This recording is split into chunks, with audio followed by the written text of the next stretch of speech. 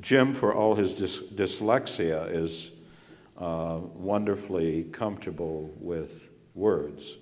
You saw in the first series of prints, crash, the word crash scrawled on the stone is very prominent. And he's had many poet friends, and he's written a lot of poetry. And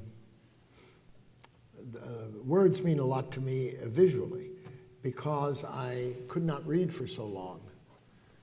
I was able to read poetry easier than fiction. So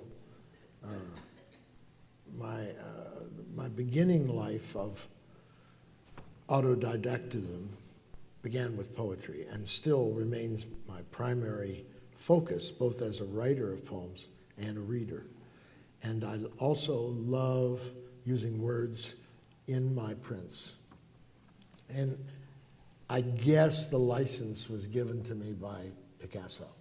You know, like early Picassos where the word guitar, where you know, using newspaper. Cubism, yeah. Yeah, using newspaper.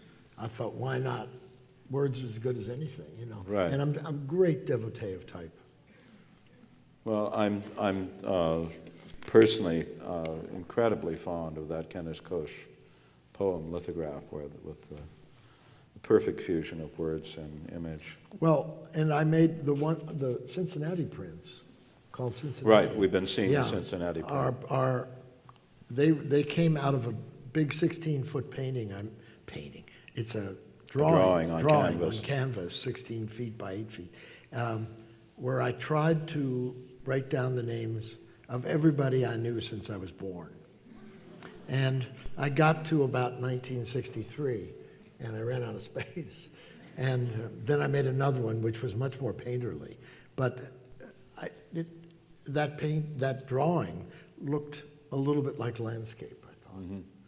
In a lot of the later work, and I don't know if you know, this is something you want to comment on, I talked about in the essay about what I call painting with printmaking, prints in which there are many media deeply layered, and there's a very strong tactile sense to the surface. Well, I often will print something, in etching particularly. I'll print something, and then I'll paint it with enamel, and then I'll print on top of that. Then, all these no-nos. Put acrylic on top of that, and then I print again, you know, and sometimes it pulls the paper away, and that's grist for my mill too.